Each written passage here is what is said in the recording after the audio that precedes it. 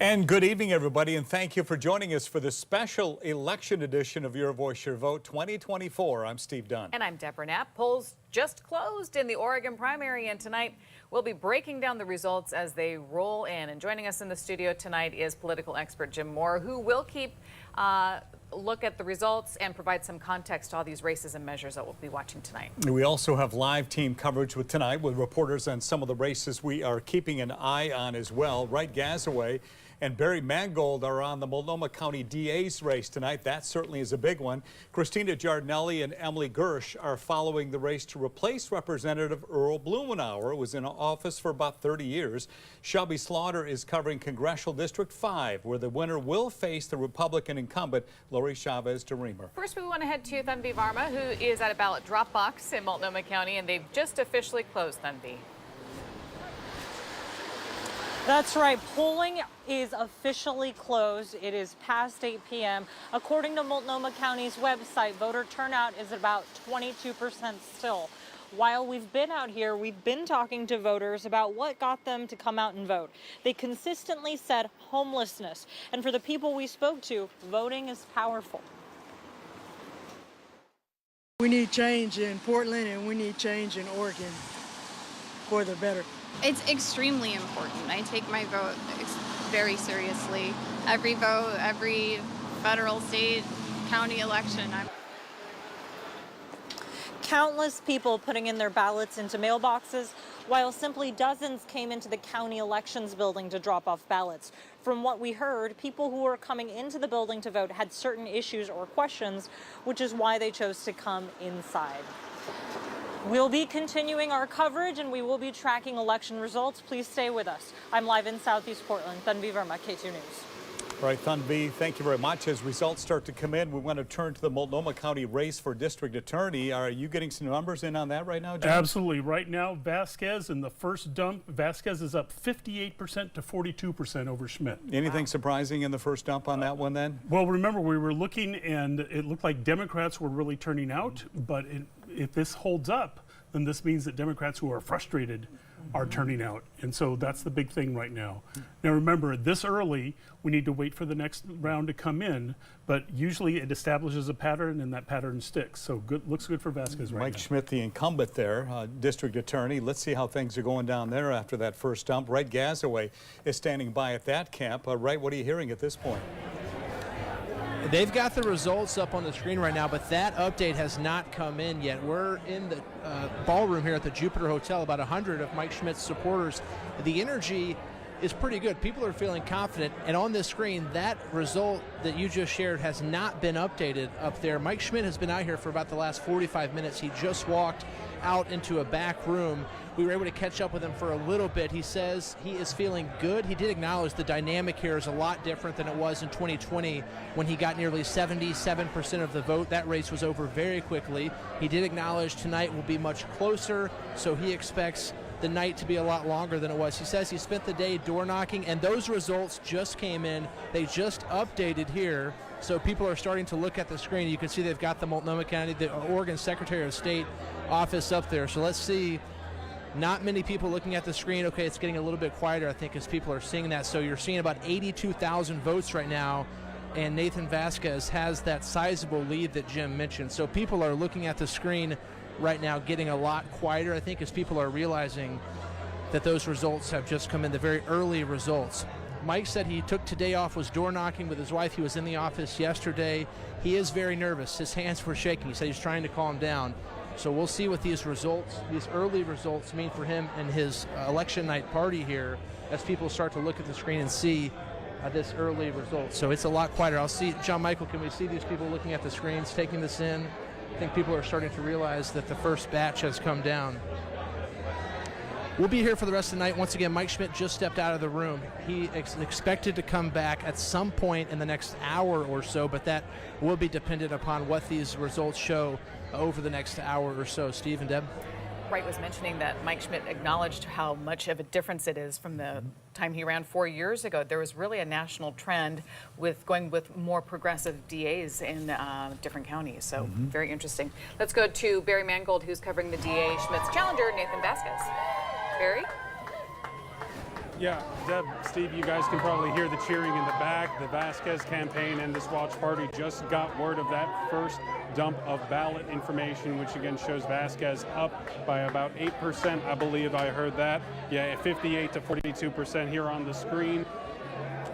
Just look at the crowd here. You can see this place is pretty packed in downtown Portland. In addition to Nathan Vasquez, commissioner candidates Jesse Burke and Vadim Mozirski are also here. I know Vadim is also up in his first, based on the preliminary information we just got in that District 1 race.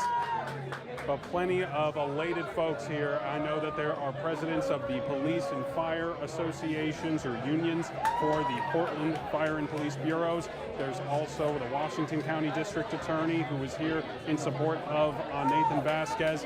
Certainly a lot of emotions here riding high. We just heard from Nathan Vasquez a little while ago. We're going to hear more from him coming up in the next hour or so. For now, we'll send it back to you guys in the studio. All right, Barry, we'll talk to you very soon. The numbers are coming in fast and furiously right here, I can tell you that. In fact, we're getting the latest on District number 3, which is Earl Blumenauer's seat. Not running again, but it's certainly an interesting race nonetheless. What do you have for us, Jim? So Maxine Dexter has more than half the votes. 52.2% is what I'm seeing here. Jayapal, 26%, and Morales, about 15%. So a sizable lead for Maxine Dexter in the early running. Can we switch back to that Republican side again and we can look at those numbers, Jim? Anything there surprise you? Gary Dye, of course, changing parties at one point. Yeah, but Joanna Harbour has been running for things for a long time, and she's the early favorite there. So clearly people know her, they're comfortable with her. Okay, looking back, can we real quickly go back to those Democrat numbers again in the booth there? Looking at that, Jim, that she's doubled the numbers in this early dump here. Does that surprise you at all? You know, it actually doesn't, because Maxine Dexter was able to establish who she was. She also got help from outside money. Jayapal was late to establish who she was, and so people had a negative impression of her because there were negative ads all over the place, radio, television, your social media feed. So it's not surprising to me to see these kinds of results. And Eddie Morales, who we said was one of the top 3, clearly one of the top 3, but just probably never was able to break out aggression. Okay, we want to get some reaction. Christina Giardinelli is with the Maxine Dexter campaign group right now. What kind of reaction are you hearing?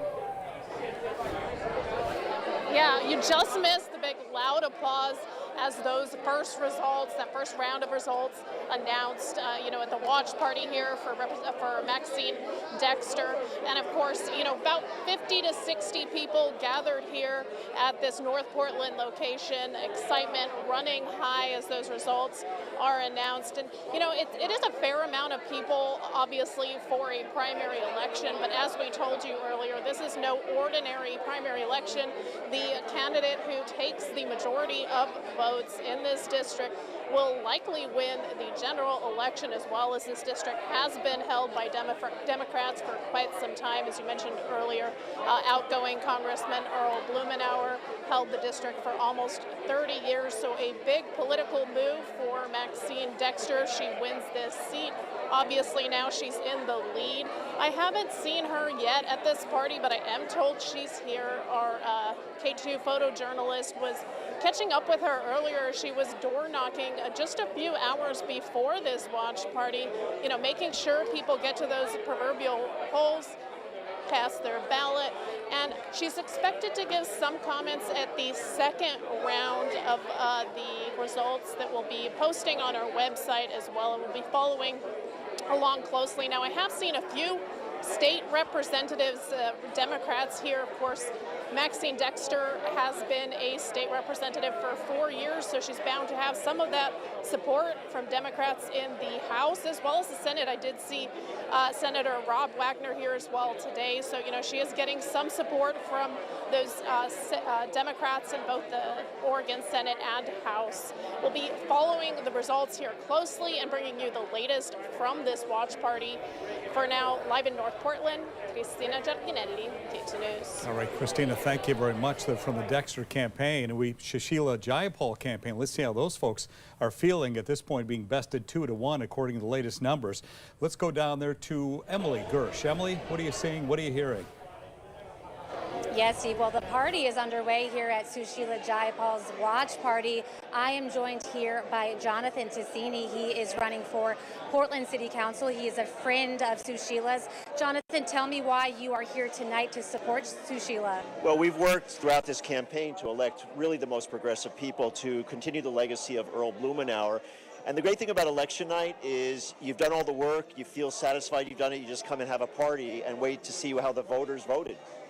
And on that note, we know that Sushila Jayapal is the most progressive candidate running in this race. Now, this is really a historic race because this seat has not been vacant in almost 30 years, so we have a whole new generation of people voting in this election. We also know that whoever wins the primary is basically going to be the one who wins the general election and to take over that seat that Earl Blumenauer has left vacant after all this time.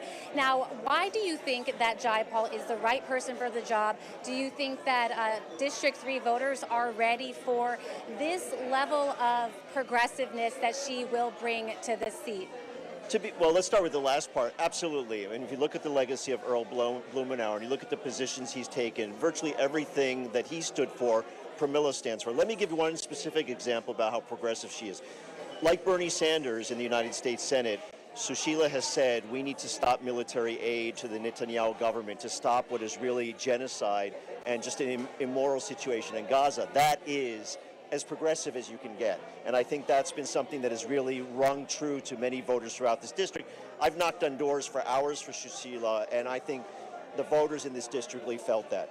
Yeah, our political analyst Jim Moore said that it is the national issues that is going to bring people to the polls this election. Would you say that's true? I didn't hear the last part.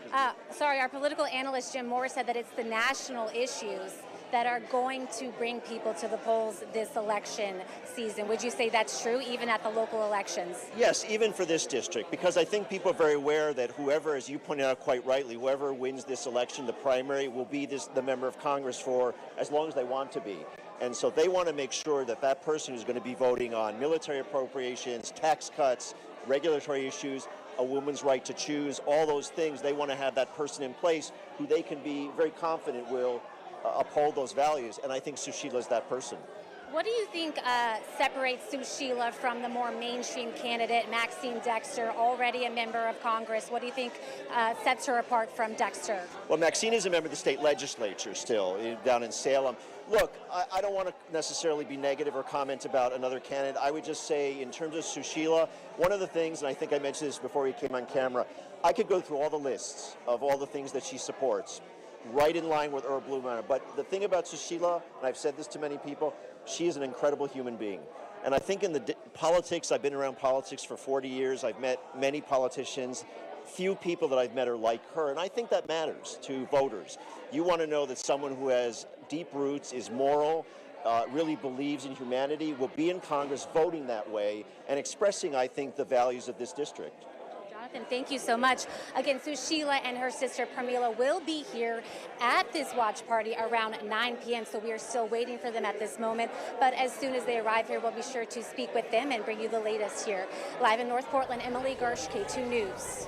Emily, thank you. We want to turn to the race for Congressional District number 5. 2 Democrats in that race. Winner will face the incumbent, Chavez de Rienemer, in November. And Jim, we look at these numbers, 79% to 21% for Bynum at this point. Something we need to point out, that the Deschutes factor, right? Yeah, exactly. These are only results from Multnomah County. There's no Clatsop County in there. There's no Deschutes County in there. And then there's smaller counties that also have not reported. However, Jamie McLeod-Skinner is the avowed progressive who ought to be doing really well in Multnomah County. Right. So these actually look good for Janelle Bynum. She has taken that mantle of the progressives. The progressives are voting for her as she moves forward. So we'll look at the other counties as they come in, but it looks phenomenally good for her right now. Well, KATU's Shelby Slaughter joins us now in Clackamas, where Janelle Bynum's party is watching those results. Any reaction from them, Shelby? Well, Deb, the party is just getting started here. I'm going to step out of the way. I know that they were expecting about 30 people, but I just spoke with Janelle Bynum's campaign, and they said they're actually seeing about 40, 45 people coming in.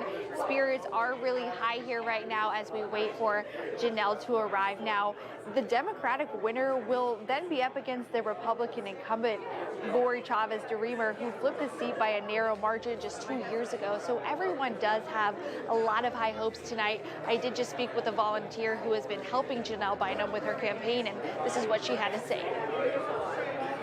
I can see the momentum. I started to see the momentum actually about 2 months ago. And why was that? Well, as we were calling, people seemed to know about Janelle and started to get excited about her. So I could just see that starting to happen.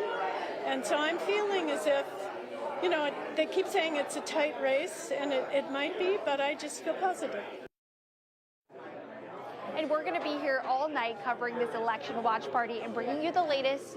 Reporting live in Clackamas, I'm Shelby Slaughter, KATU News. Shelby, thank you very much. We want to start showing you some of the races now and see what's coming in, because they are, as we mentioned, coming in fast and furiously. If we just kind of bring those up on the screen now, we're going to go through them. And we start with this one. The U.S. President, Joe Biden, had a big surprise here, 88% to 7% for Marianne Williamson. We move on to the next one. We see there, this is U.S. Representative Suzanne Bonamici, 92%. She's been in office for a while, over Ahmad and Castro. Those are the first two we're going to show you at this point. And here's U.S. Representative 2nd District Dan Ruby with 88% against Steve William Leibel with the 12% vote right there at this point. Next, we have in the Republicans, U.S. Representative 2nd District, Cliff Bentz with 84% against Jason Beebe with 16%. And we move on here. This is the U.S. Rep. Oregon Democrats, Eddie Morales, Michael Jonas, Nolan Bilenga, Rachel Rand. We see Jayapal at 10,000 votes. And Jim talked about this one. 20,000 votes for Maxine Dexter at this point. Certainly looking good for the Dexter campaign early on. This is U.S. Rep. in the 3rd District, and this is the Republicans, we can tell you that. In Orwig, 19%, Gary Dyer at 30%, and Joanna Harbor at 51%. In the 4th District, we're looking at the Republicans, Monique Despain with 59% and Amy Ryan Courser with 41%. 6th District now, Andrea Salinas, 88%, of course, incumbent there, with Cody Reynolds, 12%. Jim, I want to stop as we kind of cruise along here. I'm going to hold on this. Anything so far surprising you at all? No, no surprises. Those who had money, those whose names were familiar, are doing well. There's a couple back, Amy Ryan Courser. She's actually won some of these before, but she doesn't have much money to really talk to people, so it looks like they're switching in Republicans in a district where the Republicans aren't going to do that well. Okay, we move on back to those results as they come in now. And we saw this, the Republican side early just switched by. This is U.S. Rep. in the 3rd District again, and that's the Dexter over Jayapal. We can switch on, and that's the Republican side for the 3rd District as well, with Harbor at 53%. I wanted to move on to the next one, though, because that's one that was... Now we've moved on. Okay, we kind of backed up a little bit, didn't we? That's all right. We're giving the folks another look at all these results coming in to our newsroom now. Here we go. Secretary of State with Tobias Reed, 71% of the vote. Any surprise there? Yeah, no. So I've looked at that, and all the big counties have not reported in. However, that margin is the same in virtually every county that has reported. That looks phenomenally good for Tobias Reed to take that and take it rather handily.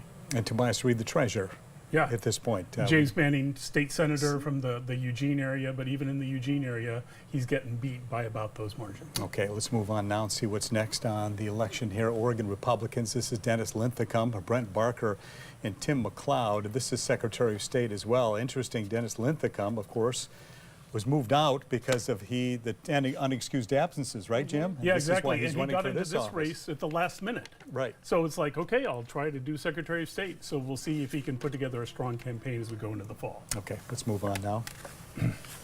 Okay, State Treasurer here, Elizabeth Steiner with 78% with the Oregon Democrats, and Jeff Gudman with 22%. So similar pattern there. You look, it's still early days, but in every county that's reported, it's about that difference. So that looks really good for Steiner. Goodman used to be a Republican, a moderate Republican. He came within a few thousand votes of actually winning this as a Republican several elections ago. He switched to Democrat, and it's clear that the Democratic voters are looking there saying, we want the Democrat who's been a Democrat for a while, not the one who switched. Yeah. I want to take a look at this next one. I find this very interesting, too. I interviewed both of these folks a couple of weeks ago.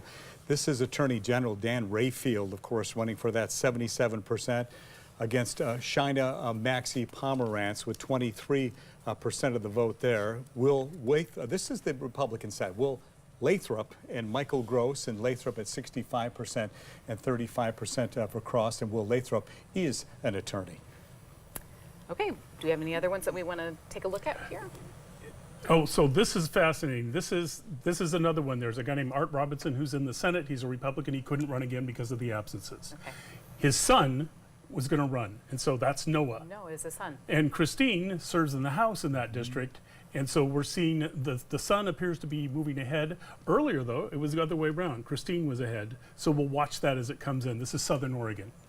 Okay, again, we're seeing all these for the first time. And this is another one, Yeah. Diane Linthicum. Diane Linthicum, we just saw her husband running for Secretary of State. Right. He handpicked his wife to run for his Senate seat, and so there she is. She's doing well in the primary. I believe, I'd have to double check, I believe there is no Democrat running, so she'll win. Right. Isn't that fascinating to watch this whole thing unfold after what all developed there?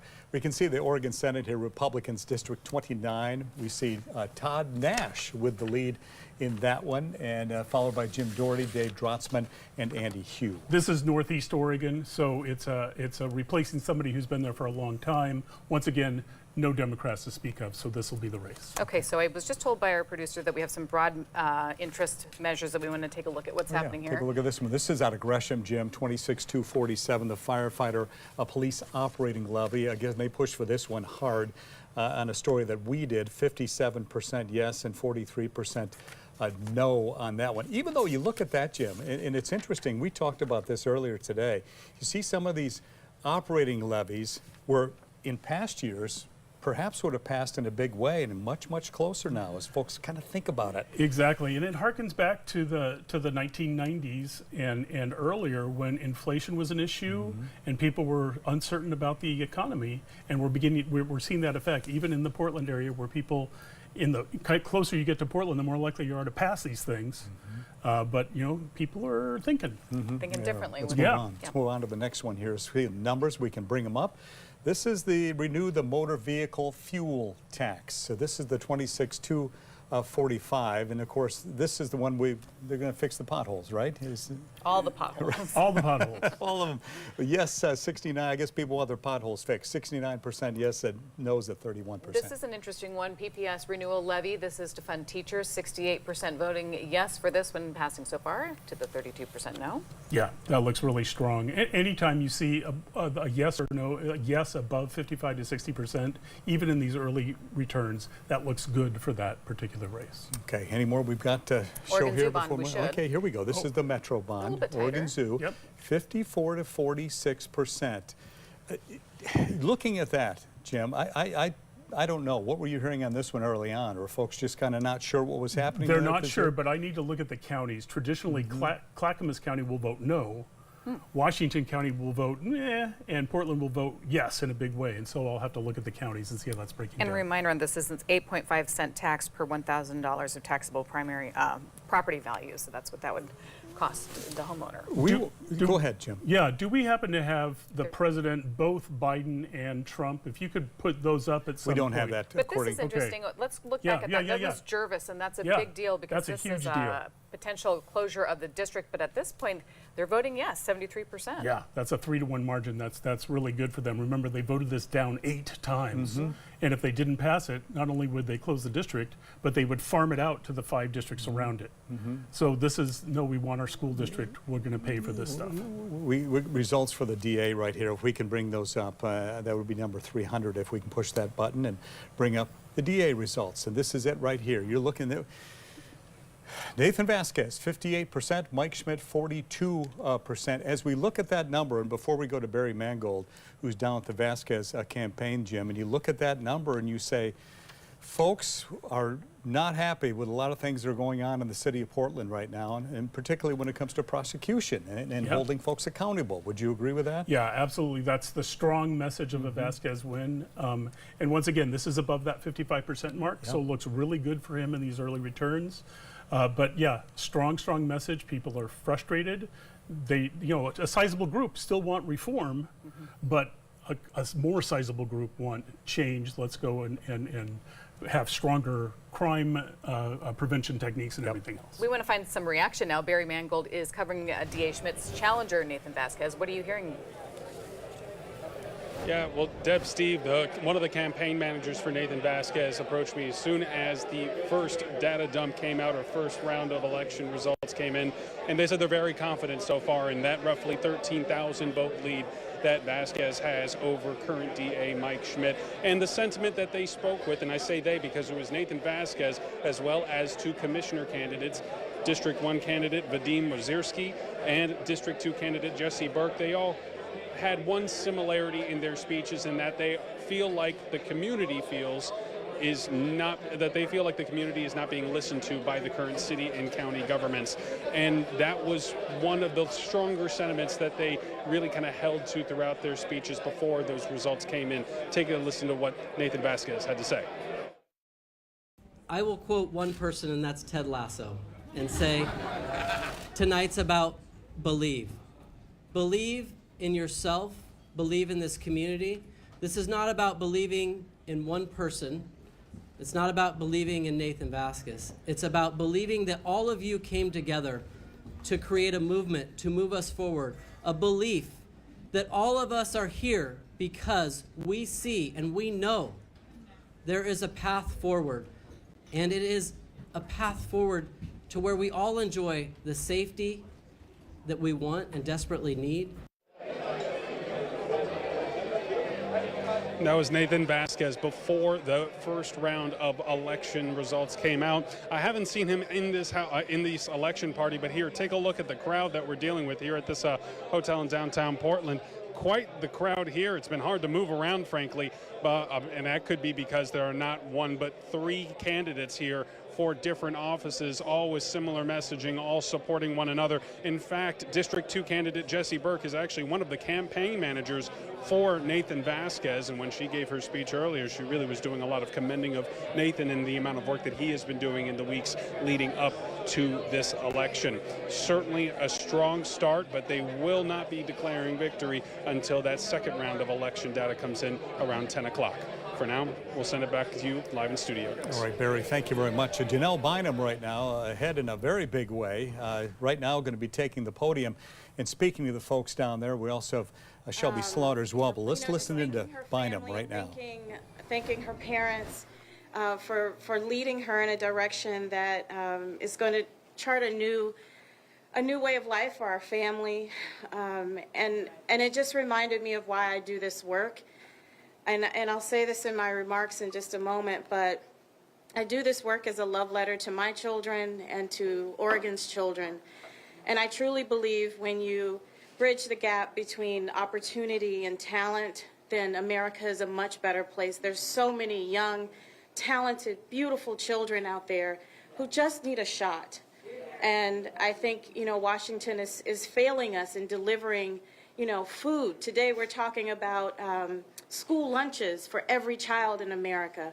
We're talking about reproductive health access. We're talking about all of these things that will make America a much richer and much more alive place for every American. And so I'm really excited at this opportunity. So I'll begin my formal remarks now. Good evening, everyone. It is with great pride that I introduce myself as now state representative, but now nominee, Democratic nominee for Oregon's 5th Congressional District. I wanted to thank my family, Mark. He's probably just finished dropping off his ballot. And thank him. Seriously, it was 6-something when I was helping him fill it out. I wanted to thank him for his steadfast support and for our 4 wonderful children, 2 of whom are now voters. Christine, Ellis, Caroline, and Asa, they are my joy. As I said before, my work is a love letter to them. It is the reason that I get up every day for them, their friends, their colleagues on their jobs and at the football team at University of Oregon. I do this work for them. I wanted to also thank everyone here today and everyone who showed up to get us one step closer to the future that we want for this great state. My parents, James and Clara, always taught me the values of hard work, determination, and public service, how we must stand up for others because it is the right thing to do and not because it serves your individual politics. I often share the story about how my mom says if our generation doesn't stand up, then we stand to lose everything her generation fought for, whether that's voting rights, whether that's reproductive rights, whether that's the right to have food and housing at a fair and reasonable cost. She was right. And in 2016, I stepped up and put my name in. I was scared and terrified, but over the last 8 years, I've built a solid foundation. I know who I am. I know the people that I love. I know the state that I represent, and I know that I can do it better than anyone else on the ballot.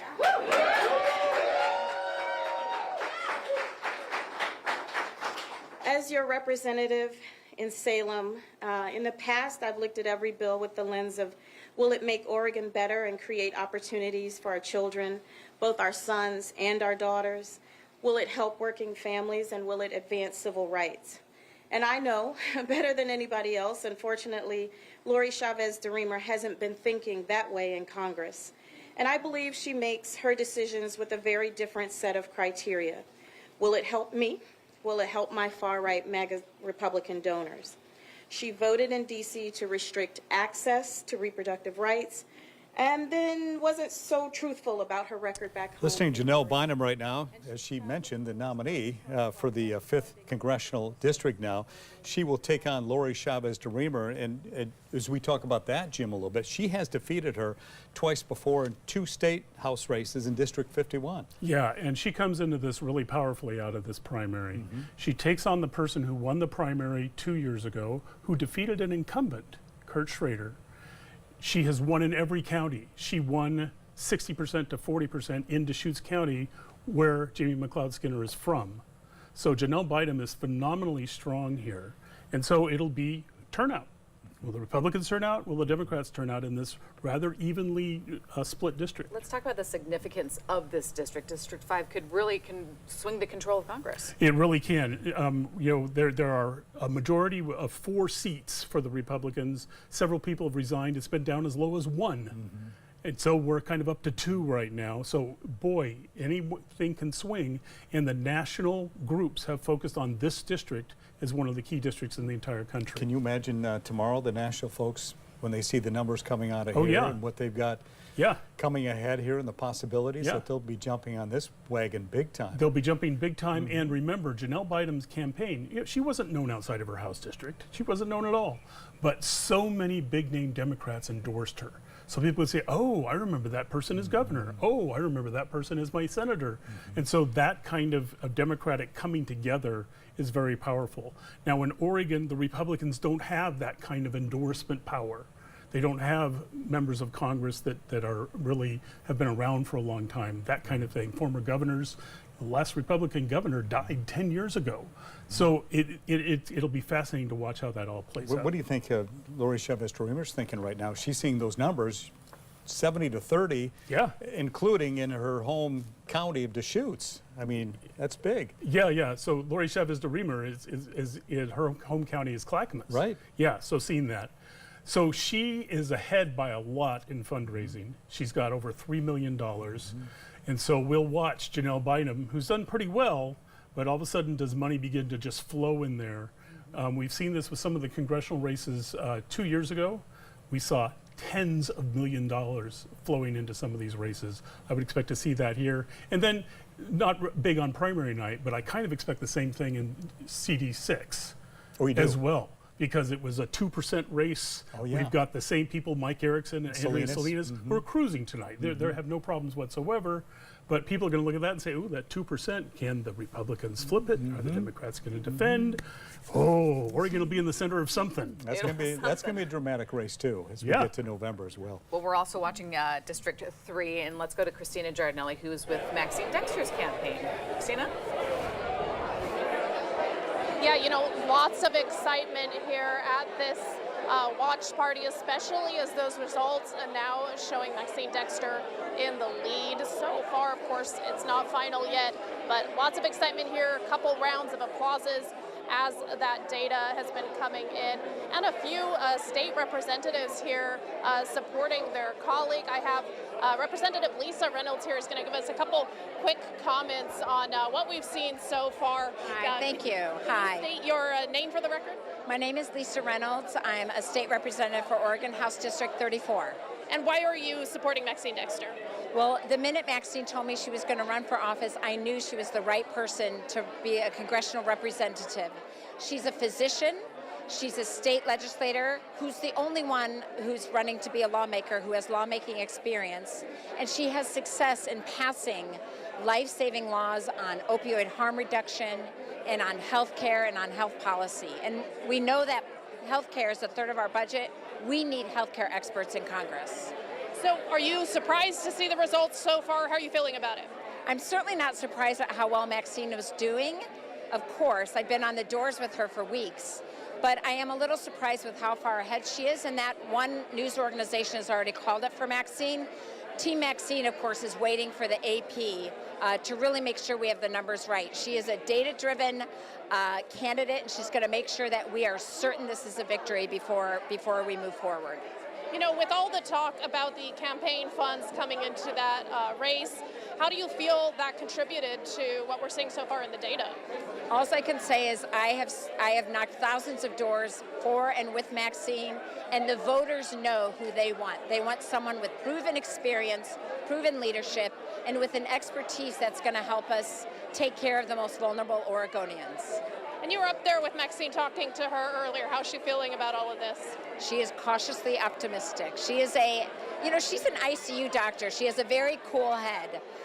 So she's cautiously optimistic, trying to have a fun afternoon and evening with her family and friends. So hopefully we can talk to her here soon. But she was out door knocking just a few hours ago. Were you out there with her earlier? I was not today because I was in clinic. I'm a pediatrician. Gotcha. Well, thank you so much for commenting, and we'll see you later tonight. Thank you. So yeah, you just heard from Representative Lisa Reynolds, and of course other representatives, state representatives from the Democratic Party here, as well as Senator Rob Wagner I see here at the party. I haven't seen Maxine Dexter as of yet, but she is here, and we should be seeing her soon. We'll bring you the latest on those results as they come in, and of course, as she makes that speech she's expected to make in the next half hour or so. So we'll bring you that coverage as well. For now, back to you guys. Yeah, shame on Dr. Reynolds for actually going and doing her job today and not door knocking. Busy woman. Yeah, busy woman. Let's show some of the other results now if we can. This is the Oregon House District 59 here, and we see Vicki Breeze Iverson. She is the incumbent there, and we see 89% to 8%. The next one is interesting, and I want to hold there for just a second. Of course, that's Oregon House 51, and this is Christine Drazen, of course, who ran for governor on the Republican side, got the nomination, 70% to 30%. James Hebe, Jim, is the incumbent right now. Yeah, so she resigned her seat to run for governor. James Hebe was appointed, and then he ran and he won. And so he's the incumbent. And much to his mystification, Christine Drazen, kind of late in the process, said, I want to run for my old seat. And clearly she's going to win her old seat. So this raises really interesting questions. Does Christine Drazen, who is right now arguably the most well-known Republican in the state, is she going to use this as a platform, run for statewide office, help Republicans maybe take back the House, become the speaker? What does her future look like? Another run at governor at some point? Yeah, another run for governor or any of the other statewide offices. So it's just really intriguing and sets things up for 2 years from now with the governor's race, 4 years from now with Secretary of State or whatever. So, for futures just starting again. Exactly. Okay. Let's take a look at some other races. This is back to the Multnomah County District Attorney's race. Nathan Vasquez, 58%, running against his boss, Mike Schmidt, the incumbent, with 42%. And Multnomah County Commissioner. Okay, so this is Vadim Mazerski with 10,503 votes. That's 43%. Close race. Megan Moyer with 42% of the vote. What do you see there, Jim? Well, I see a runoff. Remember, these are nonpartisan races, and so if anybody gets 50% plus one, they win outright. Clearly, that doesn't look like it's going to happen, so we will see these two when we go to the fall. Okay, that was for District 1. Let's take a look at District 2. Familiar name there, Sam Adams with 26%, but Shannon Singleton with 40%. Are you surprised by this, Jim? A little bit. I mean, Sam Adams is a very, very well-known person, but he carries baggage as well. But it looks like he's into the runoff, and he's been in situations where he's come into the runoff in second place, and he's won in the final. Yes, he has. Not new to him. Okay, well, let's move on to the next ones here. We see this Multnomah County Commissioner Julia Bynum Edwards currently holds this job, 77%. TJ Noddings at 23% at this point. This is County Commissioner as well out of Multnomah, Vince Jones Dixon. Look at this. This is interesting, Jim. Vince Jones Dixon at 47, Brian Knotts at 44, Timothy Yowker at 9%. So we're looking at a runoff here as well? Absolutely, absolutely. And it's really interesting. This is all going to shape up differently in how Multnomah County commissioners look, because 4 of the 5 seats are up for grabs. 4 of the 5 seats are up for grabs. Julia Bynum Edwards looks like she's going to keep hers, but that'll be 3 of the 5. So that's a pretty significant change. All right, let's continue now with Clackamas Commissioner Chair. You can see Tootie Smith is the incumbent with 38%. Craig Roberts, however, former Clackamas County Sheriff with 51% of the vote at this point. So a note from a viewer, kind of intriguing. Tootie and Craig were 1 year apart in high school at Malala High. Really? Yes, indeed. And so there's pictures of them in the same yearbook. Here they are, they're fighting it out again, and this time it looks like Craig's on top. And Tootie certainly has been a fireball in Clackamas County. There's no question about it. And she says what she feels and means and so on. A lot of folks know her in that county, but then again, Craig Roberts was the sheriff at one point. So we're seeing Clackamas has gone back and forth between really conservative and pretty moderate, but back and forth. And so the voters seem to be going more to the moderate side this time. Interesting. Let's see what else we have here. Bring up some more numbers here. Martha Schrader and Amy Nichols in this race for Clackamas County Commissioner, and Schrader with a big lead at 59% to 23%. And Mark Scholl against Melissa Fireside, dead heat, really, 37% to 37%. This is for position 4. Guess what? We'll see them in the fall. Yes, we will. Yes, we will. Moving on to the next one now. This is Clackamas County Sheriff Angela Brandenburg, who holds that seat now. Lynn Schoenfeld, 36%. Brandenburg with the lead, the incumbent. And this is Washington County Commissioner, District 1. You can see 59% to Nafisa Fai against Jenny Kamprath with 41%. Jason Snyder and Peter Hutala, 83% for Snyder, 17% for Hutala. This is out of Washington County and a commissioner there. And the Salem Mayor, Julie Hoy, with 54% against Chris Hoy, 46%. I understood they're not related. They are not related. Really? But it's just one of those things. That was interesting. It was funny because our producer, Yvonne Bernicle, who we all know and love, does a lot of elections, came to me yesterday specifically and said, you're going to see 2 Hoys for the Salem Mayor. They are not related, so I'm glad she told me that. I read the Salem paper every day, and they've been full of Hoy 1, Hoy 2. So let's move on to the next one here. This is TVF&R Fire and EMS levy. This one's passing in a big way. 62% they'll be happy out there to 38% no's. And this is Multnomah County Flood Safety District bond, 65% voting yes for this. Let's move on now. And well, first of all, before we get to Wright Gasaway, Estacada School District bond, the no's 61% to 39%. That's another one of those school districts we kind of have to watch here as the night moves on. We mentioned Wright Gasaway. He's been at the, I'm sorry. I think we're going to go through a couple more bond measures. Oh, never mind. We're going to do it. See, I was right. I was right, yeah. We're going to Wright. Not done. That's it. Wright Gasaway down there covering the Mike Schmidt campaign. And I know you've been watching the numbers, and I'm sure Mike Schmidt's been watching the numbers as well. What kind of reaction are you getting down there? Yeah, the mood here has certainly mellowed out. They took the results off the screen about 15 minutes ago. We do have a brand new statement in from Mike Schmidt about 20 minutes ago, and here it reads, quote, "This has been a hard-fought campaign, and while it is still too early to definitively call this race right now, we are down." He went on to say, "I look forward to seeing more results come in. Regardless of the outcome, I want to thank this community for the incredible support they have shown this campaign." So not a concession speech, but read into that however you will. His campaign here admits it is an uphill battle with that first batch, but there are still a number of outstanding votes. Unclear exactly how many, but they're obviously looking forward to this next update whenever it comes from Multnomah County. So 58 to 42, when those results came down, the mood definitely calmed down a little bit, and that's all we've heard from Mike Schmidt so far. We have heard from just one supporter up at the podium earlier this evening who said this race is bigger than Mike Schmidt. It's about the progressive movement that Deb mentioned last time you guys came out here, the progressive movement for prosecutors. They said Mike represents representation for people who have not always been represented within the criminal justice system. That person also not giving up, but telling people if the results tonight don't go how these supporters want them to go, he told them to keep fighting for this, what they call progressive movement. So Mike Schmidt down early here with this first batch. They're still remaining a bit optimistic, but they do acknowledge the situation they find themselves in really down with this first batch. So we'll keep an eye out for the next update from Multnomah County. Mike Schmidt has not come back out here since he left at about 7:55 or 8 o'clock earlier. So we do expect to hear from him tonight. It's unclear exactly when that will be, but his campaign tells me he will speak to supporters here one way or the other before he leaves tonight. Steve and Deb? All right, right, guys, we will talk to you very soon.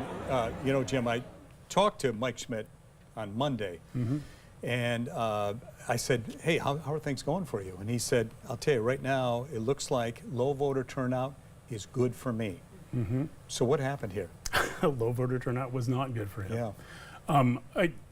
One thing we're seeing is it looks like, as usual, the bulk of the votes have come in the last few days. Even though there's few of them, the bulk of the votes have come in the last few days. And so people, you know, I don't know why they were holding on to them, but this would be a good race to do that because you're getting really contradictory messages. And unless you have your mind really made up, you want to think about it. And think about living in Portland and living in Multnomah County now. There's so many places where you drive to work and you see something, wow, that looks like something that's a crime issue. I wish it wasn't there. Or you're hearing another news story or things like that. So it's a real negative place for an incumbent, especially an incumbent who says we need to change the way we're doing things. Now, Mike Schmidt got much more nuance in his campaign. He was saying, yeah, we've done some things wrong, but we still need to do the reform stuff, but yeah, well, let's clamp down harder on this and the other. But Vasquez was just really clear, no, we need stronger penalties. We need to be stronger out there. Very clear message. Nuance usually loses to clear messages. Was it too late? Because when we saw it happen at PSU, when the occupiers took over the library, Mike Schmidt did come out and say, we're going to prosecute the people who've caused damage. Is it just too late at this point? Yeah. That's I mean, even now, people will have a hard time remembering when that happened, and it'll just be kind of a cloud of, oh, wait, I saw that, and I experienced this, and I saw that. And so it's a negative time looking at crime in Portland. Yeah, it's really interesting too. You know, we hear from Mayor Ted Wheeler fairly recently saying, you know, I hear all the time from people, they're tired of a lot of stuff that's going on in this city. And I think probably, can you imagine the stuff that Mike Schmidt hears on a regular basis as well? And they're voting their thoughts as we speak. And voting to fix their potholes. That's right. Yeah, they fix the potholes. Thanks, Jim. Well, people are voting to keep their schools as well. If we can pull up the results for the Jervis school bond that has gone to the voters 8 times previously and failed, but this time it looks like it's doing pretty well. I want to get those numbers before we bring in the superintendent, Dandy Stevens, to talk to us a little bit more about what you're seeing. That's not the right one, but there you go. Joe Biden with 89%. There we go. There we are. 73% voting yes, overwhelmingly, to the 27% for the school bond. Let's bring in Dandy. How are you feeling? Ecstatic. I mean, my phone is blowing up. It's just such a testament to all of the hard work that so many people put in, and what a win for our kids and our community for them to be able to get this wonderful gift.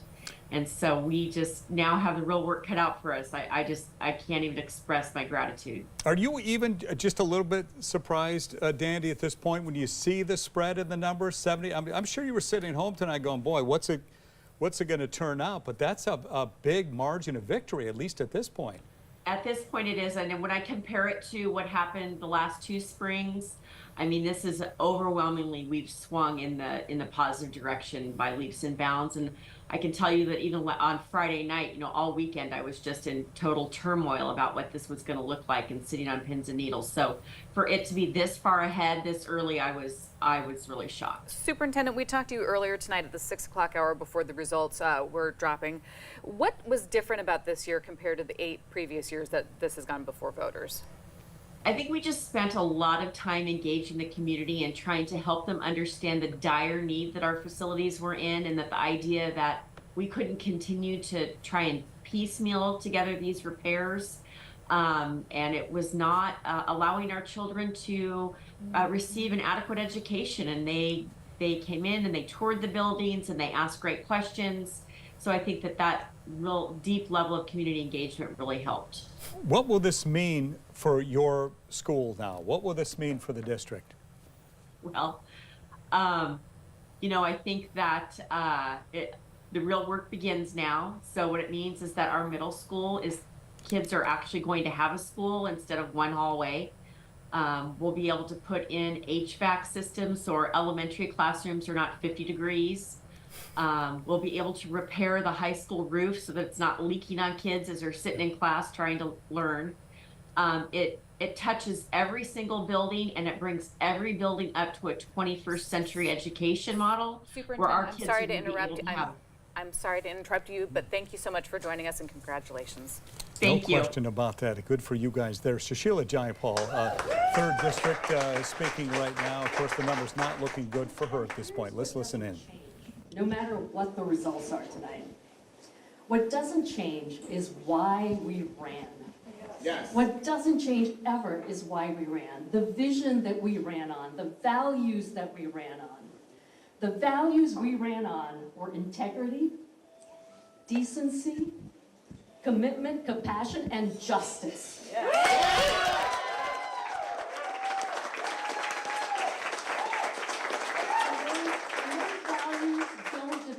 On one candidate, they don't depend on one election, they depend on all of us continuing the fight, always continuing the fight.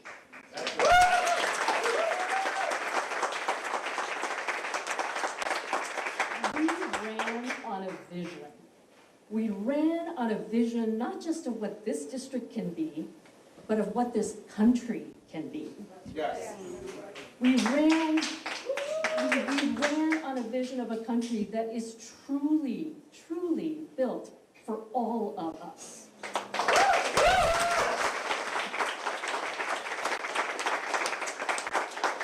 A country that looks like this room.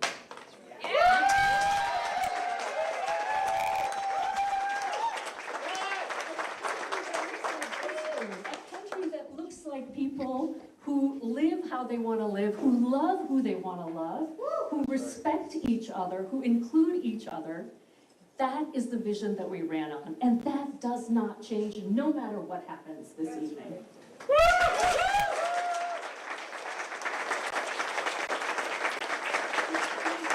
What else does not change? I am so proud of the campaign that we run. I am so proud of the values we expressed. I'm so proud of my team. Andrea, where are you?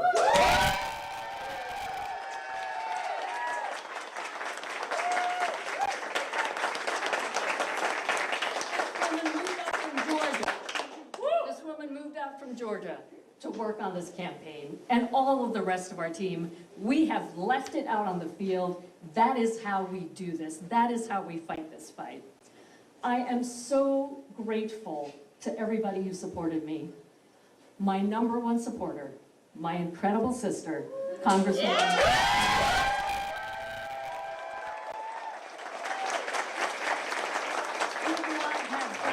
Listening to Sushila Jayapal, of course, pointing out her sister there, a Congresswoman. Let's talk about this, Jim. What did Jayapal not have that Dexter did bring to this campaign? What do you think? Jayapal didn't have enough money to establish who she was to voters. And you do that really simply. You run ads saying, hi, I'm this person.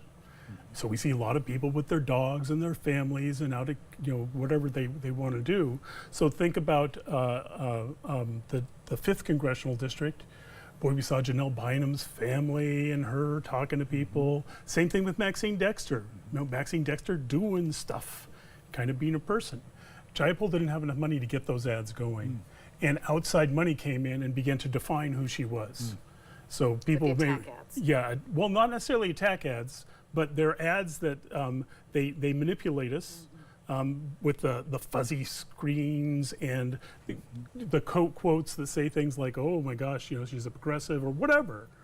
And that then sets up in the voters, what's your introduction to this person? Oh, that negative kind of stuff.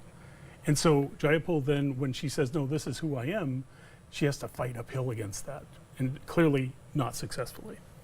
Let me ask you this, because we're about 5 minutes to 9 o'clock right now. What surprised you the most so far, Jim, do you think? I think the thing that surprised me the most is the margins of victory that we're seeing. We're seeing the Multnomah County DA's race, the congressional races, the two that we were really looking at, these aren't close. They aren't close. And when you look around, there's very few close races out there. And so that's a surprise. You may remember 4 years ago, Secretary of State, we didn't know for like 3 or 4 days who won that race. We're not seeing that. We're seeing it at the state level. People are winning pretty easily going through. So it's clear that the Republicans and the Democrats are pretty set on who they want their candidates to be. Well, you mentioned the DA's race, the Multnomah County DA's race. Let's go back out to Barry Mangold, who's at Nathan Vasquez campaign headquarters. Barry? Yeah, Deb, and really the party has not stopped here in downtown Portland, where the Vasquez campaign, as well as the Dean Mazivsky campaign, I'm probably mispronouncing it there, excuse me, as well as the Jesse Burke campaigns are all celebrating and watching as these results come in. We're going to give you a quick look at the crowd here in downtown Portland, and I know that we heard from Nathan Vasquez just before the first round of ballot results were released around 8 o'clock. And he sounded in good spirits, he sounded confident, and he definitely sounded grateful to all the folks who have helped with the campaign in the weeks leading up to this election day. Take a listen.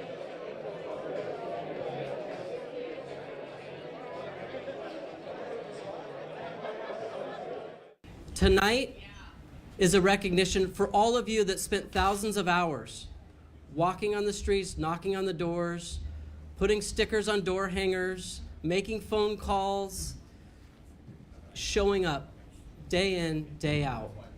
It is that belief, it is that hope that brings us here tonight. And with all of that, what I say is, join me and believe that tomorrow will be a better community for all of us. Certainly a spirited crowd here in downtown Portland, and just a reminder, that was from before the first round of results, which showed Nathan Vasquez with an 8% lead in the votes, about 13,000 votes in total. And when I was looking at the county website in terms for campaign finance and saw that Mike Schmidt and Nathan Vasquez have spent a comparable amount of money on this campaign, within $5,000 was the difference. So this situation, I believe, and this situation here, it's just, obviously we have Right Gasaway at the Schmidt campaign, but here it is a very hopeful crowd, a very energetic crowd, and they're eagerly awaiting that second round of ballot data, of election results coming up later tonight. Guys, back to you. All right, thank you, Barry. You mentioned the Mike Schmidt campaign, and Right Gasaway is covering that side for us. And let's move to right now. We understand, Right, that Mike Schmidt has entered the room now. He walked in here about 10 minutes ago. He's actually right next to our camera, and he's leaving right now. You can see him walking with his campaign manager back to his room. He's been giving hugs to a lot of his supporters, long hugs. People don't look exactly excited. I think there's a little bit of acceptance of what's happened here early with this first dump of votes.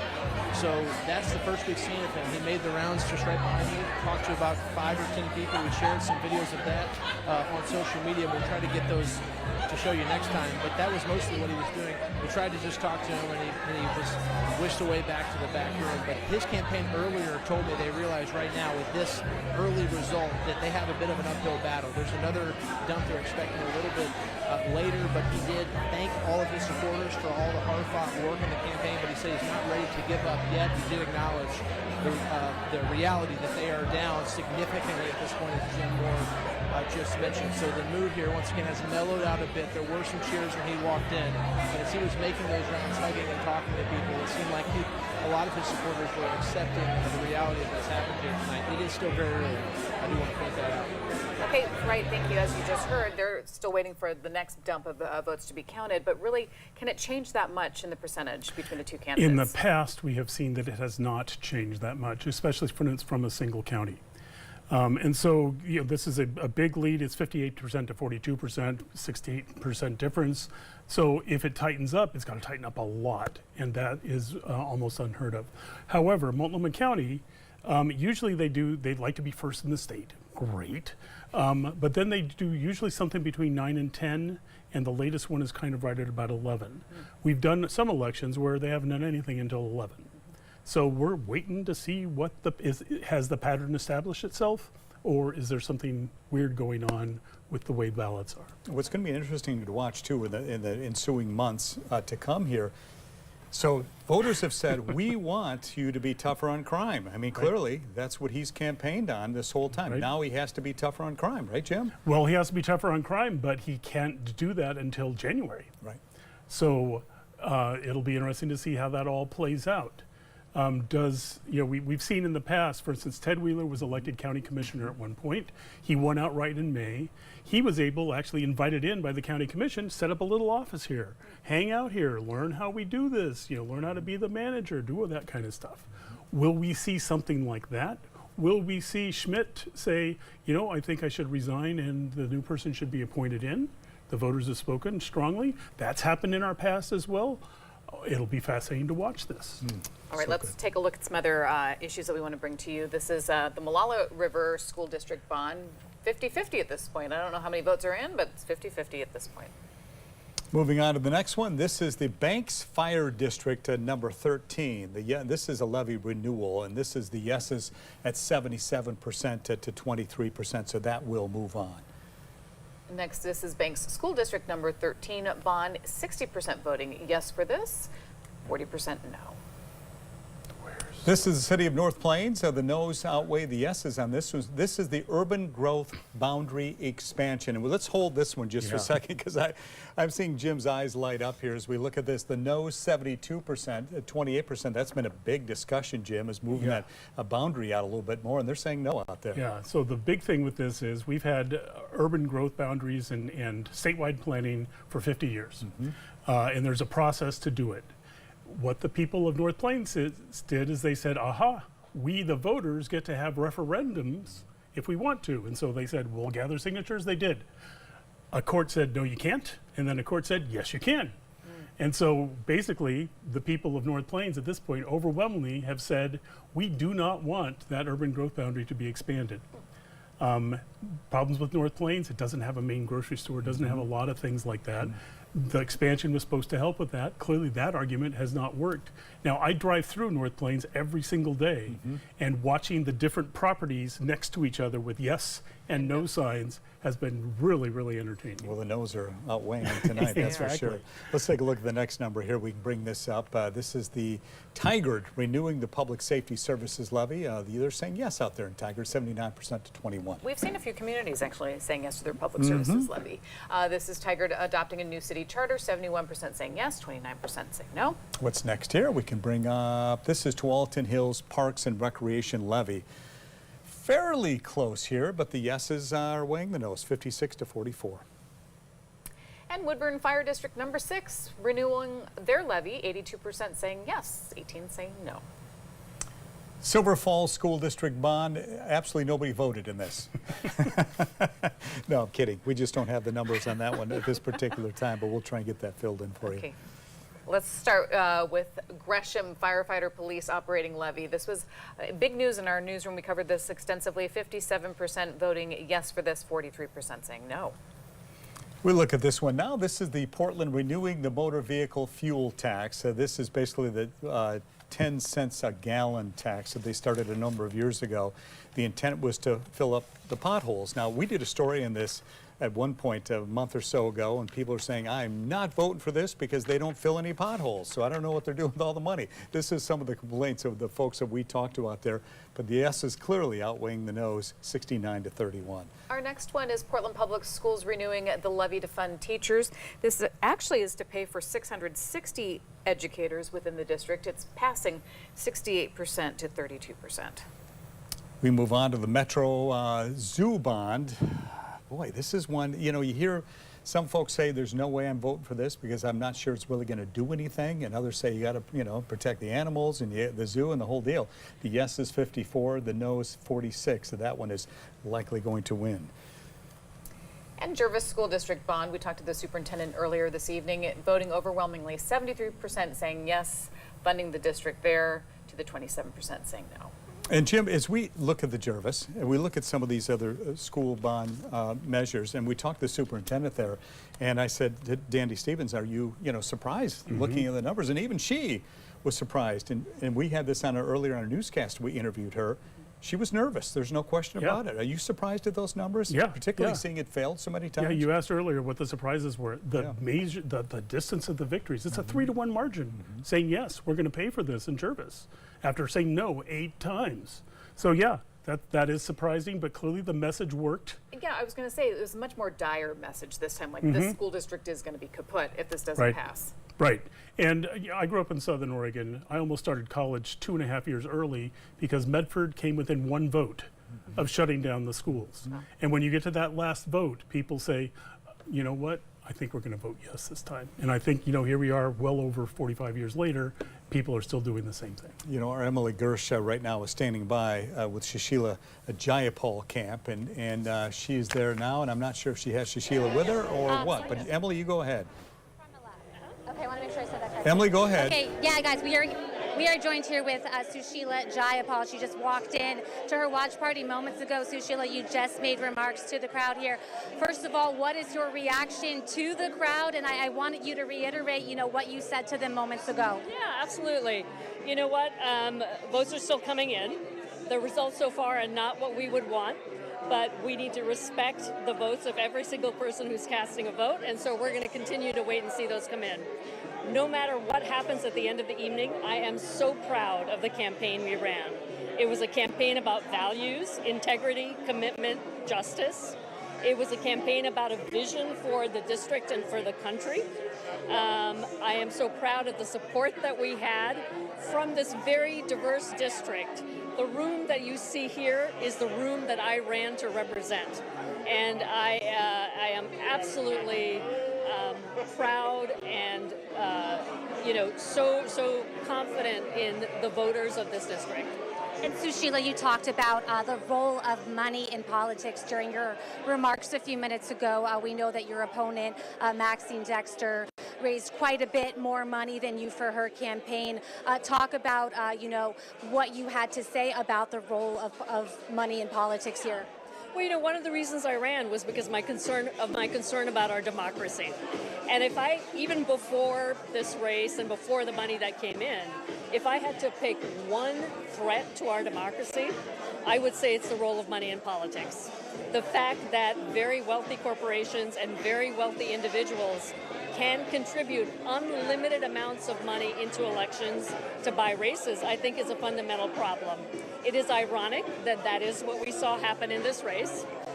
We did see an astonishing amount of money come in, both in the form of independent expenditures and in the form of direct contributions. And I think what it tells us is that we just have to continue to fight this fight to make sure that the people who decide our elections are the people in the district, that they are actual voters in the district, and not outside interests that come in to pursue an agenda that is very different from that of the district.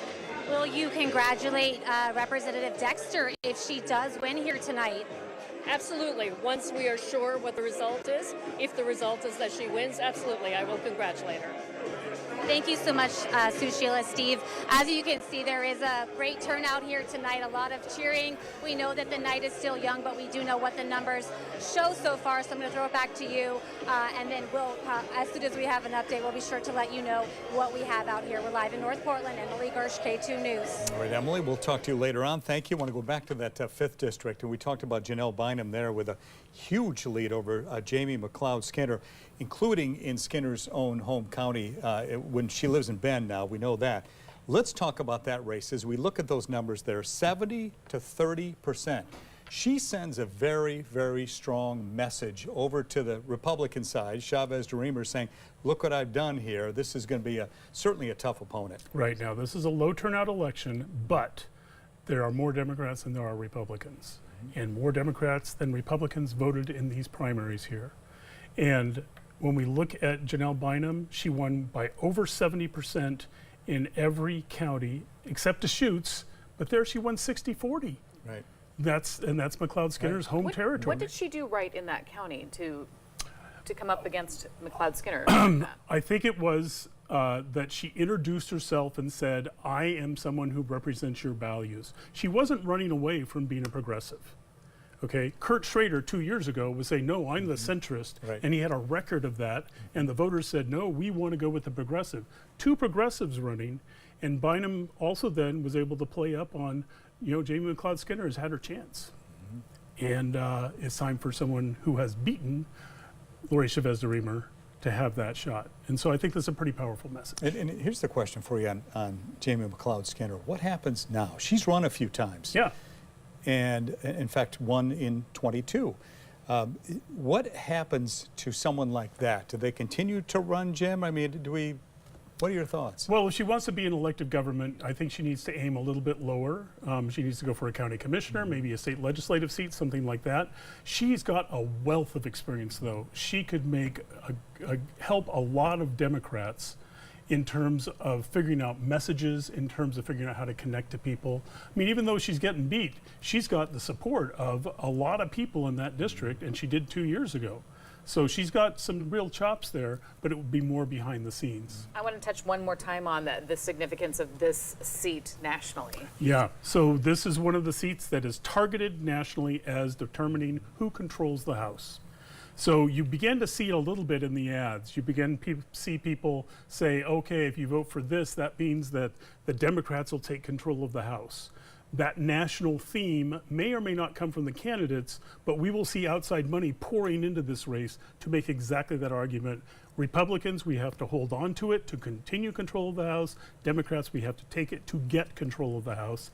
And so that'll mean it'll going to be caught up in Donald Trump and Joe Biden, those national messages. I want to give the folks at home just an idea of what we're waiting for right now. Mike Schmidt, of course, looks like he is going down to defeat to Nathan Vasquez in the Multnomah County District Attorney's Office. You see the numbers, and Jim telling us those numbers likely will not change a whole lot.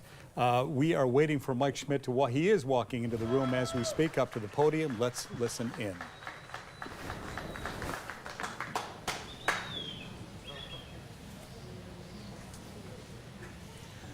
Hey, everybody.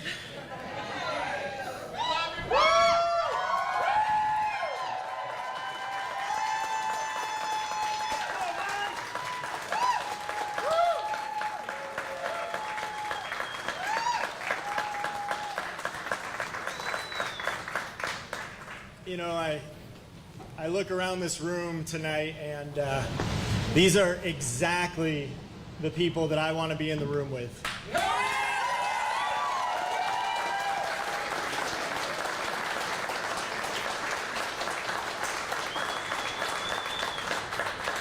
Claire and I have said that over and over throughout this campaign, that the people that we've gotten to meet along the way, that we've gotten to work with, have been the most amazing people, and I'm so proud to be here with you tonight.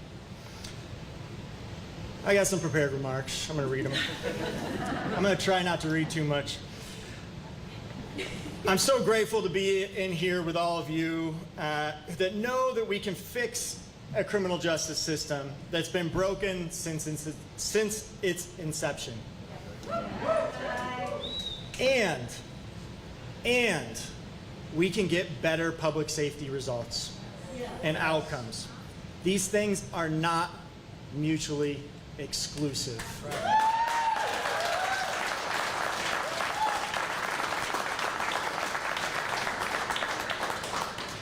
And I know that Multnomah County voters believe that as well. I've talked to a lot of them over this last year. So right now, looking at the results, we're down. Hey,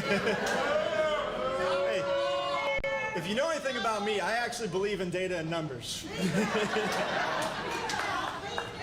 This has been a hard-fought campaign, and we're still counting. And so as those ballots roll in, we're going to be watching them very closely. But regardless of the outcome tonight, I'm filled with so much deep gratitude. I'm grateful, first and foremost, to my incredible wife, Claire.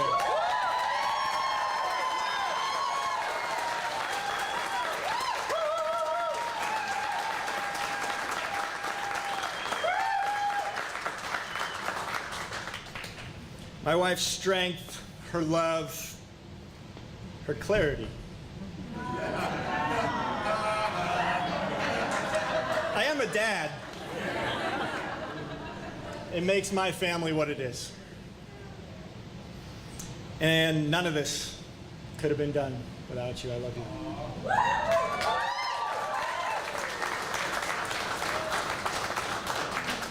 You know, when Claire and I decided to embark on this re-election campaign just over a year ago, she said something I'll never forget. She said, we're going to run again. We're going to show our two young boys that win or lose, it is good and it is worthwhile always to fight for what is right.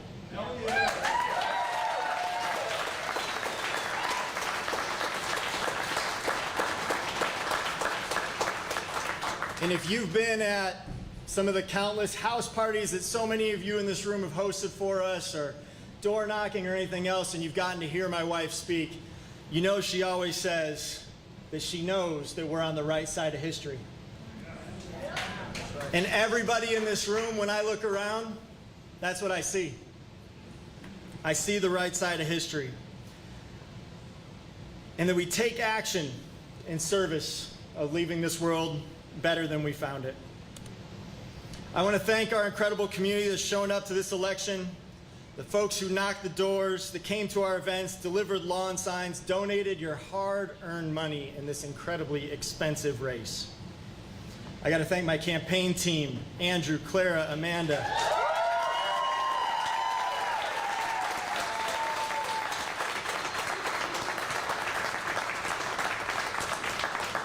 Aaron, Jack, Jake, Amaris, Vanessa. You all helped make this possible. And to the broad coalition of labor organizations, racial justice groups, community groups, faith leaders, thank you. Together we showed that this is a movement that started long before this campaign, and a movement that will far outlast it. This is a movement which has been propelled forward throughout our history by my friend, the late great Senator Jackie Winters. When she passed legislation to make our juvenile justice system more humane. By my friend Senator Margaret Carter, who helped pass laws against housing discrimination. To my friend Senator Abel Gordley,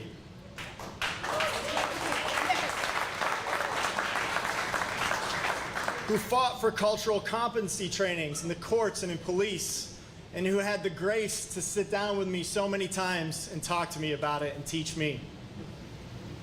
By Portland's teachers. Woo! We got some teachers. You all know I started my career as a teacher. I have much love for teachers. They're on the front lines to help us fight to end inequities in our educational system and disrupt the school-to-prison pipeline. Yes. By the carpenters. We got any carpenters left in the room? Woo!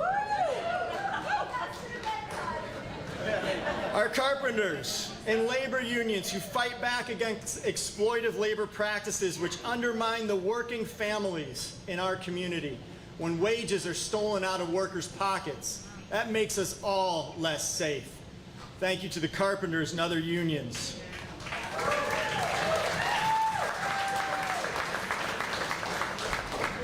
So this is a movement, and it continues on tomorrow. I'll forever carry with me the things that I've heard from our neighbors on this campaign trail.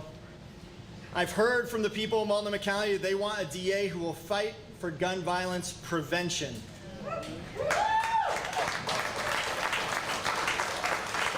Because we all deserve to live in communities where we can live free from fear. They want a DA who will fight to address the racial inequalities in our criminal justice system and to prioritize rehabilitation over mass incarceration.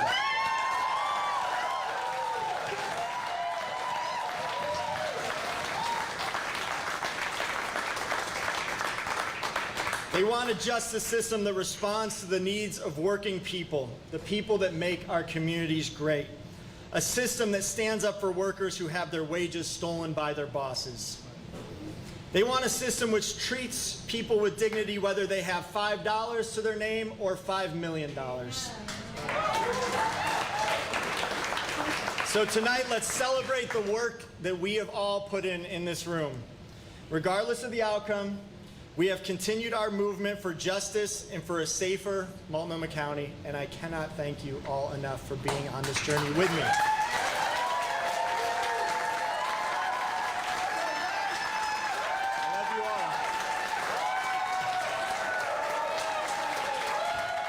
You're listening to District Attorney Mike Schmidt. It's not looking good. He returns for a second term there. You see the numbers 58% to 42%. And Jim had mentioned those aren't numbers that are likely to move in Schmidt's direction anytime soon. Mike, you're not Mike. I know you are. You're Jim.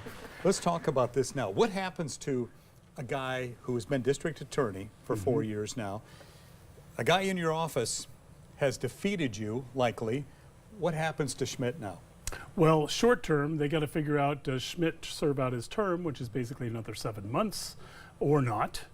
He may resign, and then we'd have an appointment of Vasquez would be appointed and then be officially sworn in. So that's one thing.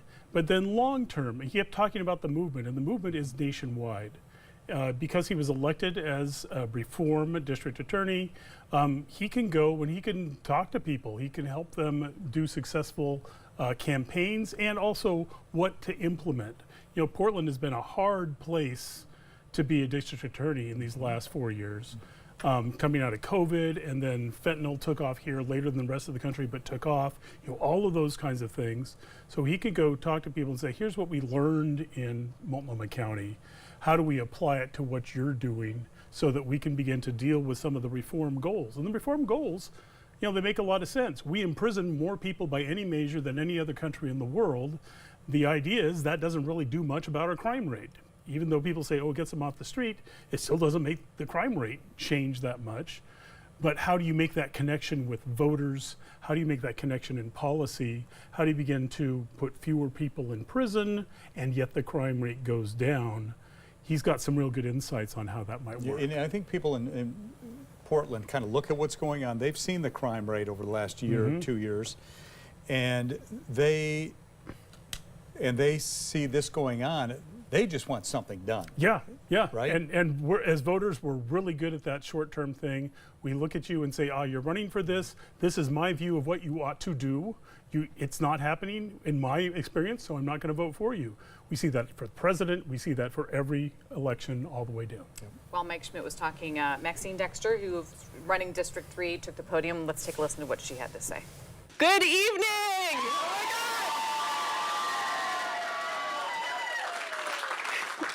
Thank you all for being here tonight.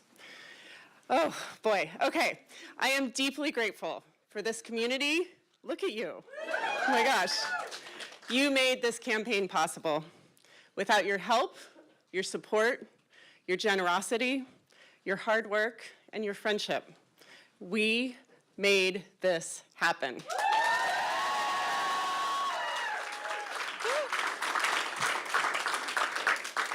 It's because of you that I'm on this stage, excited to be the Democratic nominee for Oregon's 3rd Congressional District.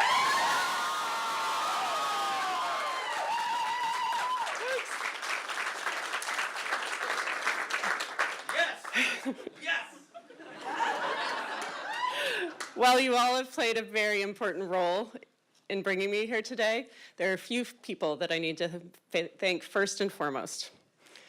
My husband, Rob.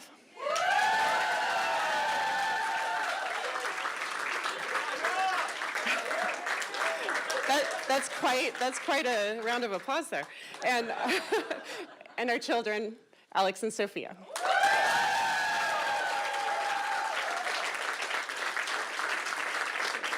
Without their support, there's no way I would be here tonight.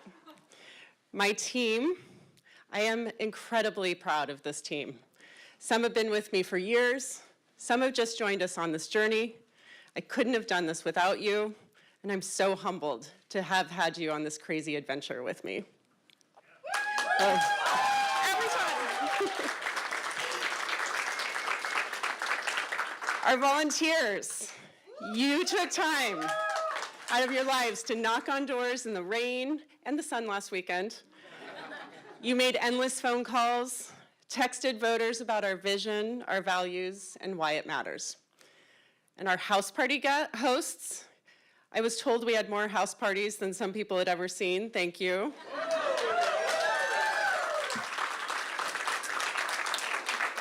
You welcomed me and members of our community into your homes.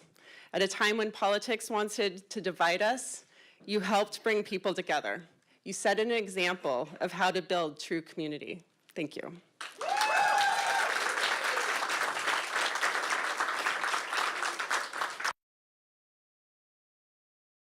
Listening to Maxine Dexter there, U.S. Rep. 3rd District, Earl Blumenauer seat. Like we talked about this earlier, Jim, the person who wins that race, good chance they're going to be there for a while. Yeah, exactly. We may be seeing her for the next 7 or 8 elections. And we'll see less and less of her because she'll probably win handily, and so she won't be the focus here. But she's going to go back to Washington, D.C. in a highly fractured Congress. The Democrats may be slightly out of the majority or in the majority. And so watching her build her strength in Congress, her expertise. Earl Blumenauer started out with hardly anything, but he became the bicycle guy, he became the marijuana guy, which is beginning to pay off just as he's leaving office. So what are her issues going to be? She's going to be there and build up seniority for a while. Any last thoughts before we go, Jim? You know, this is a fascinating night. As we talked about earlier, the thing that really strikes me is there were very few really close races. When people won, they have definitively won tonight, so the voters have clearly spoken. Is that more shocking when you have such a low turnout as well? Yeah, it is. It means that one group of voters was able to basically sway things pretty handily. We don't know, you know, if instead of 25% or 30% that we end up with, what if we had a 50% turnout? We may have had different results, but that's what we've got. Low turnout, motivated people, no close races. Thanks for being with us. As always, we always appreciate you. We couldn't do this without you, I can tell you that much. Yeah, go ahead, Sean, say again, our producer. We're going to go back through some races before we let you go. There are folks at home perhaps who are just tuning in and want to see what's happening out there as far as the results go. So we're going to bring those up right now. Look at, this is TVF&R, the fire and EMS levy. The yeses, 62%, the noes, 38%. And Multnomah County Flood Safety District bond, 65% voting yes to 35% saying no. And we move on to the next one. That would be the Estacada School District bond. They got to be not very pleased at this one because that's 39% no, or excuse me, 61% no, 39% yes. Okay, Joe Biden with 89% of the vote to Marianne Williamson, 7% of the vote for the Democrats, of course. And we're going to move on to the Congressional now. We see Suzanne Bonamici there with 92% of the vote. And Jim was talking about that too. Once they get into office, they start every 2 years, they get those big numbers coming back for them. And this is the 2nd district, Dan Ruby with 86% of the vote. And this is U.S. Rep. Oregon Republican 2nd District, Cliff Bentz, the incumbent, 82%, to Jason Beebe at 18%.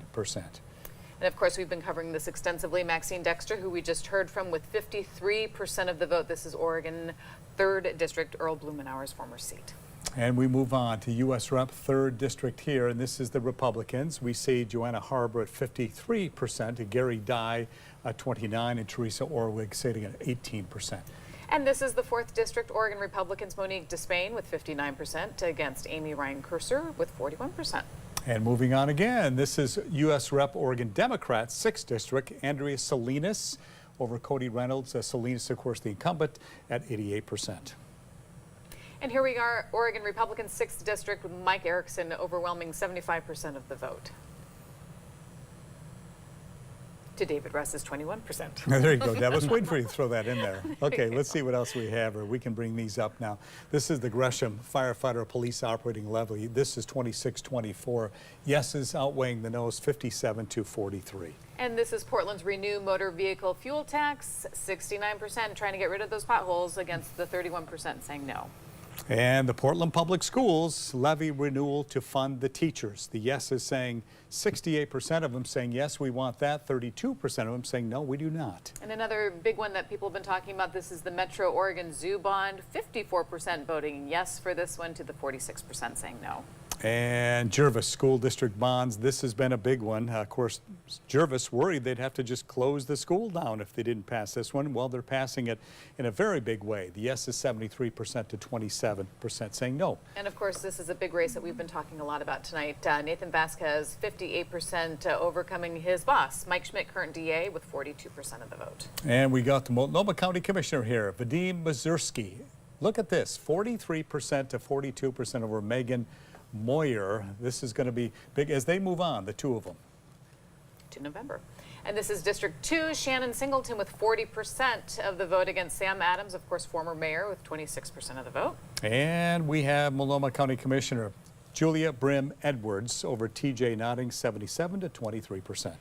And finally, this is District 4, Vince Jones Dixon with 47%, Brian Knotts 44%, Timothy Euchre with 9%, and again, 4 out of 5 seats for the Multnomah County Commissioner up for grabs tonight. That's it for now. We are going to take a break, come back for 11 o'clock tonight. We have more news to tell you, a big wrap-up of everything that's happened. We want to thank all of our crews, everybody behind the scenes for putting this all. Election nights are not easy, as you both know, getting all this stuff at the last minute.